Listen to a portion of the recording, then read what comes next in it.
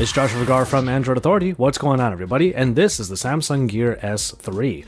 Larger than the Gear S2, this is a smartwatch that is actually a little bit hard to recommend for people with smaller wrists. That said, however, this 46mm body casing is one of the best looking smartwatches in the market right now. And its stainless steel construction is backed by an IP certification and military grade protection. To add to that ruggedization, the Gear S3 comes with a silicone band that can be easily changed. Two buttons on the right side help navigate among the screens and the various apps that can be installed via the Gear Manager.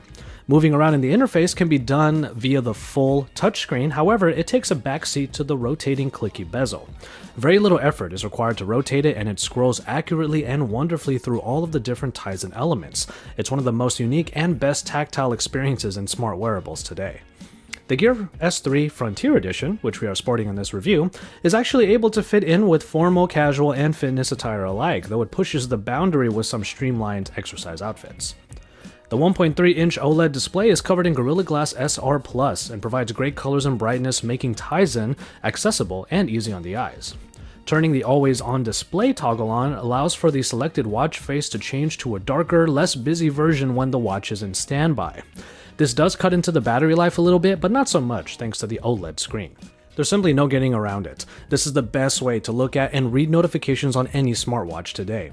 Not just because of the good display, but because the rotating bezel makes it a breeze to scroll down the larger blocks of text or even some pictures that come through in messengers like Hangouts. An Exynos 7270 powers the device, and despite some bugs that we noticed in mostly third-party applications downloaded in the Gear Manager, performance on the Gear S3 has been snappy and reliable. There's also 4GB of onboard storage, so you can put some music into the watch itself and use Bluetooth headsets in order to listen to it locally.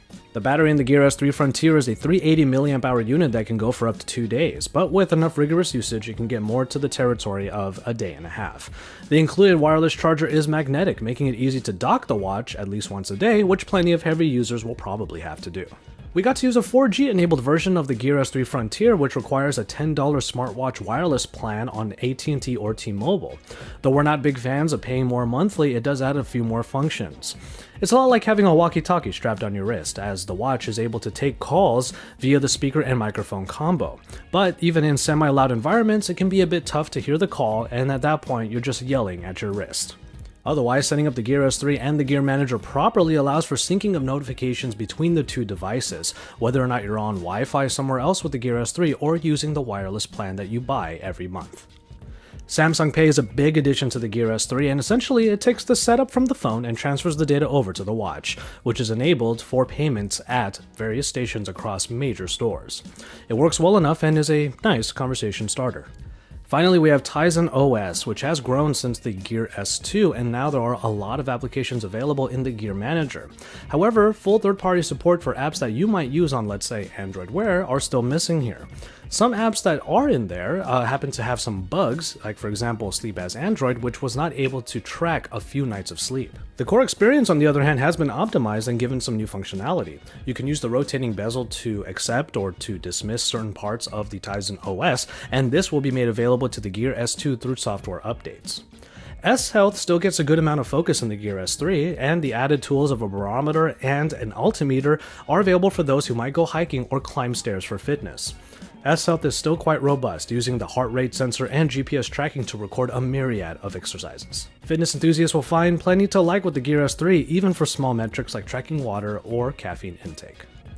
For each fault that we would find with the Gear S3, there were a few great aspects that made up for it. The Gear S3 is some of the best fun we've had on a smartwatch in a while, and most of it goes to that great display and the unique rotating bezel.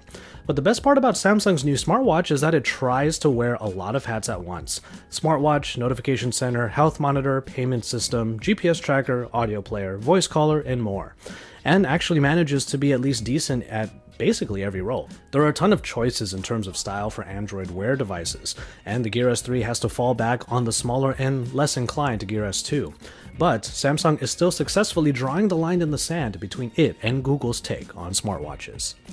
Head on over to AndroidAuthority.com for the full written review on the Gear S3, and keep it tuned to AndroidAuthority.com and our YouTube channel, and subscribe if you haven't already, because we are your source for all things Android.